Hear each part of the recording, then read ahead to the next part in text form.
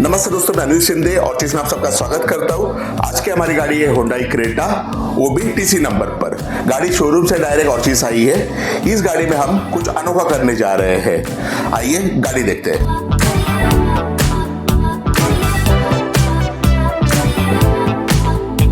आप यहाँ पर गाड़ी देख सकते हो। गाड़ी ब्रांड न्यू है और टीसी नंबर पे है।